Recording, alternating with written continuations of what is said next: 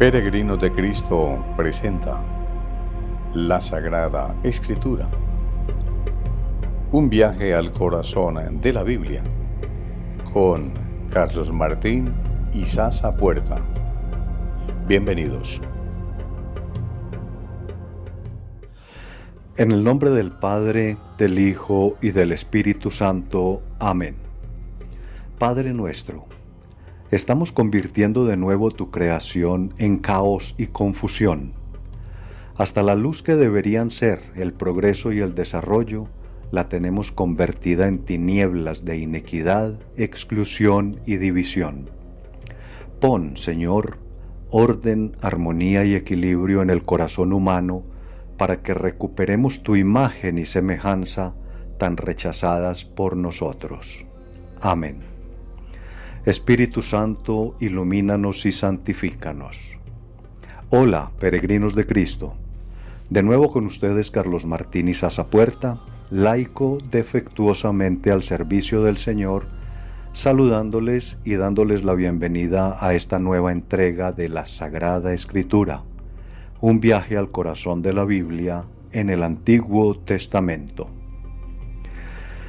Vimos pues cómo desde el principio de todo, a partir de la nada, ya la tendencia a desordenar, a desarmonizar y a desequilibrarlo todo estaba presente, llenándolo todo de tinieblas, amenazas y temores, es decir, oscureciendo el mundo. Pero el Espíritu de Dios, o sea, la omnipresencia que está en todas partes, omnisapiente que lo sabe todo, todopoderosa que lo puede todo, y eterna que no tiene principio ni tiene fin, es decir, el poder del Señor de la calma, del orden, de la armonía y del equilibrio, se imponía sobre, o sea, por encima de esa amenaza de oscuridad que los escritores sagrados identifican con ese elemento al cual le temía tanto el pueblo hebreo, que eran las aguas. Recordemos que aquellos eran tiempos en los cuales se creía que la tierra era plana y que estaba sostenida por un gigante. Por lo tanto, pensaban que allá donde termina el mar, las aguas, hasta donde les alcanzaba la mirada, pues que ahí se acababa el mundo, y que llegar ahí significaba caer a un abismo profundo y oscuro del cual no se podía salir.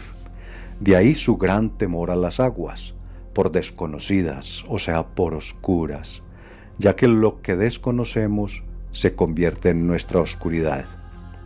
Empezando por el desconocimiento de ese ser invisible y misterioso, pero que quiere que lo descubramos para poderlo ver, conocer, que llamamos Dios y que es justamente a quien estamos buscando aquí en este momento los peregrinos de Cristo, y del cual sentimos su presencia y potencia, y la ha sentido el ser humano siempre, a lo largo de la historia, aun cuando lo rechazamos o incluso cuando lo negamos. Pero bueno, les decía que las aguas era un temor tan grande para ellos que sabían, eran conscientes de que esa amenaza tenía que ser vencida para poder tener orden, armonía y equilibrio. Si no se vencen los temores, las amenazas, las oscuridades, solo pueden venir esclavitud y parálisis, que sería el triunfo de esos temores y amenazas de la oscuridad, es decir, sería el triunfo del maligno, del enemigo creador del caos y la confusión, o en otras palabras, si no vencemos la oscuridad del miedo, de las amenazas, pues a oscuras no podremos avanzar. Imagínense uno entrar a un lugar desconocido y a oscuras y empezar a caminar hacia adentro. Eso significaría tropezar con todo, aporreándonos, cayéndonos, todo un desastre. Es indispensable prender la luz para poder ver por dónde vamos, ver las amenazas, los tropiezos y el camino. Y por eso el primer relato de la creación continúa diciéndonos que: y dijo Dios, sea la luz, y fue la luz. Y vio Dios que la luz era buena, y separó Dios la luz de las tinieblas. Y llamó Dios a la luz día, y a las tinieblas las llamó noche. Y atardeció y amaneció, día primero. Y esa luz a la que se refiere ahí el escritor sagrado no es la luz visual, no es la que podemos ver con los ojos de nuestra cara, porque el sol, que es la gran fuente por excelencia de esa luz, no existía aún. El sol apenas será creado en el cuarto día de la creación, y aquí estamos en el primer día. Y tampoco se habían creado las montañas de donde surgen los volcanes que emanan fuego, que es la otra forma de luz posible primitivamente. Y la luz eléctrica ni soñarlo, eso es muy reciente, en 1799, hace apenas 2 siglos. De manera que esa luz que fue creada por Dios en el día primero se refiere a la derrota de las tinieblas de caos y la confusión. Lo que muestra es el triunfo de la luz del orden, de la armonía y del equilibrio. Entendámoslo como el triunfo de lo posible sobre lo imposible, de la existencia sobre la no existencia, de la vida sobre la no vida. Y aquí tenemos que meditar un poco en esto, porque aquí apareció algo que existe y que no fue creado por Dios. ¿Cómo les parece? Que es el caos, la confusión, las tinieblas. El versículo 3 es muy claro al decir que Dios dijo, sea la luz, y fue la luz. Pero las tinieblas, la oscuridad siguió existiendo, aunque no fue creada por Dios. Dios lo que hizo fue separar, entiéndase, escoger, llamar para él la luz y la puso aparte de la oscuridad. Y miren qué curioso, a ambas les puso nombre, y ese es un detalle muy importante porque solo le ponemos nombre a aquello que nos pertenece, mejor dicho, a aquello sobre lo cual tenemos dominio. Nosotros, por ejemplo, no le podemos poner nombre al hijo del vecino, ni a su empresa, ni a su mascota. Solo puede ponerle un nombre aquel que tiene dominio sobre ese hijo, o sobre esa empresa, o sobre esa mascota. En la Biblia, por ejemplo, vemos cómo Dios le cambia el nombre a muchas personas que tienen un cambio radical de vida hacia la luz, para indicar que ahora ya son de Dios, que ya le pertenecen a Dios, que ahora Dios tiene dominio sobre ellas.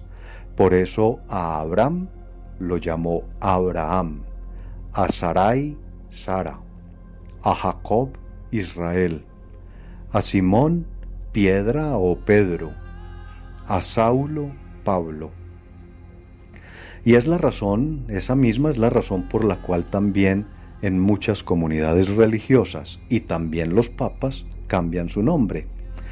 De manera que aquí hay un detalle grandioso que debemos observar, y es que aunque Dios no creó la oscuridad, sí le puso nombre porque tiene el dominio sobre ella, manda sobre ella, ya que quien tiene la luz domina sobre la oscuridad. No es al contrario, que la oscuridad domina sobre la luz, no. La oscuridad realmente no existe, por eso no fue creada por Dios.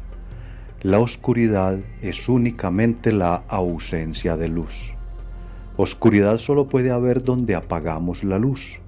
Pues bien, Dios llamó día a la luz y noche a la oscuridad.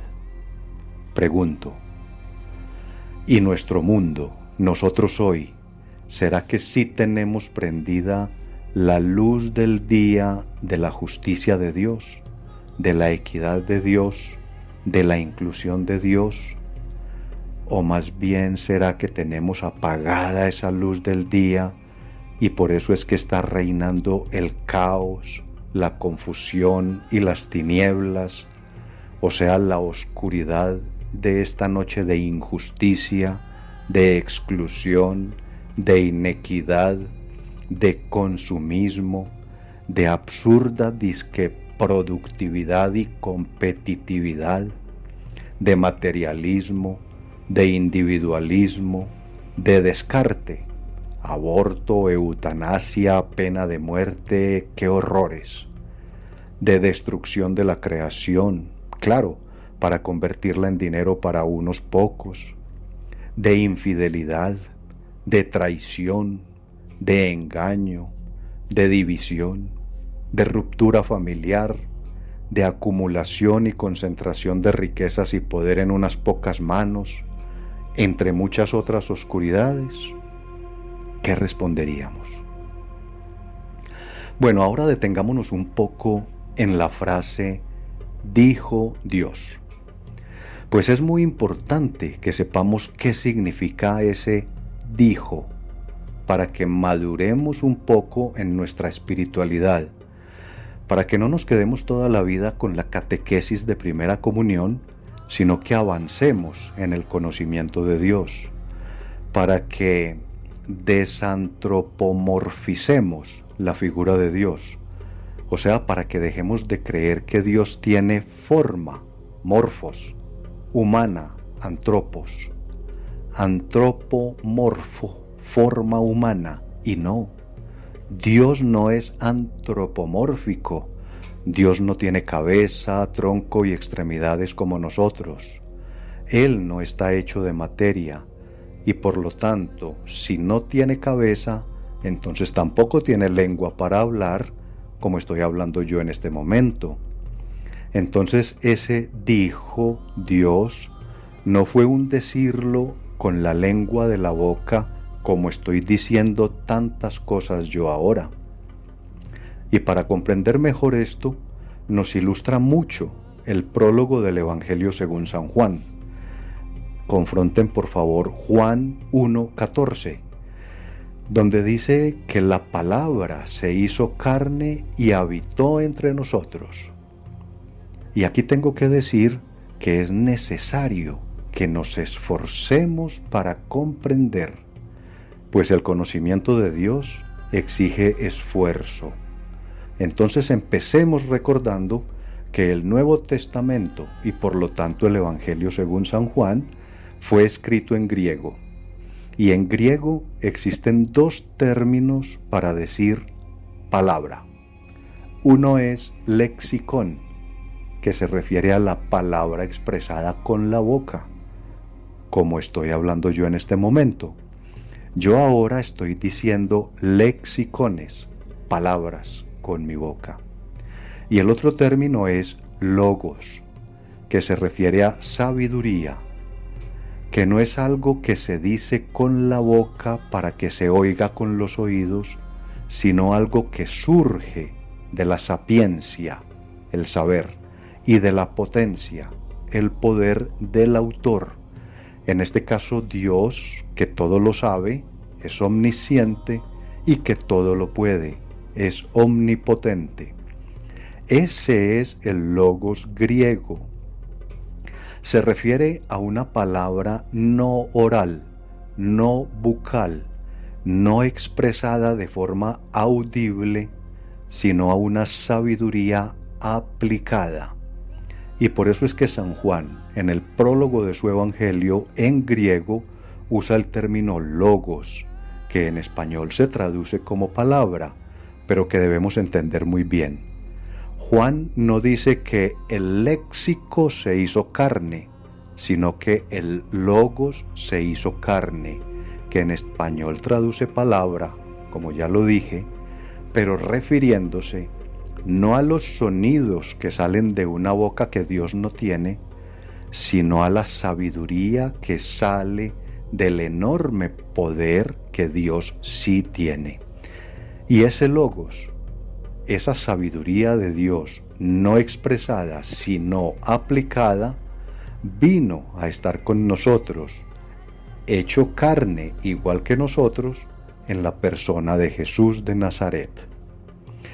Y eso debemos entenderlo igual aquí en el primer día de la creación, cuando leemos que dijo Dios. Eso significa que ese ser superior, regio, majestuoso y soberano al cual llamamos Dios, aplicó todo su poder y sabiduría para que existiera lo que no existía. Pero no entendamos que Dios se puso a decir cosas con una boca que no tenía y para que no lo oyera nadie, porque no existía nadie aún. Bien, y por último, comentemos esa expresión final del versículo 5 y del primer día de la creación, que dice: atardeció y amaneció, día primero. Parece como dicha al revés, pero primero atardeció y después amaneció. Nosotros lo diríamos al contrario: primero amaneció y luego atardeció. Ese sería nuestro orden lógico, porque para nosotros el día empieza a las 12 de la noche. Es de 12 de la noche a 12 de la noche. Por eso para nosotros es primero el amanecer y al final del día es el atardecer. En cambio, en aquella cultura en la cual se escribió este relato, el día empieza a las 6 de la tarde. Es de 6 de la tarde a 6 de la tarde. Por eso para ellos es primero el atardecer y al final del día es el amanecer. Esa es la razón por la cual a nosotros nos parece que la frase está como dicha al revés, cuando ellos dicen atardeció y amaneció, porque ese es el orden lógico para ellos. Y otra cosa que vale la pena también aclarar es que los escritores sagrados toman como referencia de tiempo el concepto de día tal y como ellos lo conocían al momento de escribir estos relatos, pero lo usan solamente como recurso para separar eventos o situaciones que son claramente diferentes y diferenciables, aunque todas hagan parte de un único proceso creador, pero no porque estén diciendo que el tiempo transcurrido entre evento y evento fue de 24 horas. No. De hecho, en el segundo relato de la creación, del cual ya les hablé un poco en episodios anteriores, y que contiene la Biblia, todo fue hecho por Dios en un solo día. Y también se refiere a un tiempo indefinido, y no a 24 horas como las conocemos hoy. De manera que cuando los escritores sagrados hablan de un día, lo hacen solamente de forma referencial, como recurso para separar eventos. Repito, no se trata de un día cronológico de 24 horas, sino de un tiempo desconocido, pero requerido para el desarrollo de un evento determinado. De hecho, para que atardezca y amanezca, es necesario que haya sol. Si no hay sol, no puede haber amanecer ni atardecer. Y resulta que el sol apenas va a ser creado en el cuarto día. Y en este momento estamos en el primer día de la creación. Por lo tanto, no existía aún esa referencia que permitiera medir el día como periodo de 24 horas, ya que no existía el sol. Bueno, hoy más que nunca quiero volver a recordar, como ya lo he hecho antes, aquello que nos dice Dios en Proverbios 25:2, donde leemos: es gloria de Dios ocultar una cosa, pero es honra de los reyes escudriñarla. Y eso significa, ni más ni menos, que debemos esforzarnos, no solo por acercarnos a Dios de forma ritual, a través del culto, las celebraciones y las ceremonias de la iglesia, sino que debemos además esforzarnos, y mucho, por comprender su palabra, su logos, que es donde Él nos revela su misterio. Entonces, llenos de alegría, esperanza y entusiasmo por el triunfo de la luz radiante del bien, de lo correcto, de la verdad y de la justicia, sobre los caos, las confusiones y las oscuridades que nos presenta el maligno enemigo, y convencidos de querer renunciar a las tinieblas de la noche del mal y permanecer en la luz del bien, del día del bien, los espero la próxima semana para seguir dejándonos crear por el Hacedor de luz y para que juntos descubramos qué más tiene para revelarnos. Hasta entonces, peregrinos de Cristo, gloria al Padre, gloria al Hijo y gloria al Espíritu Santo.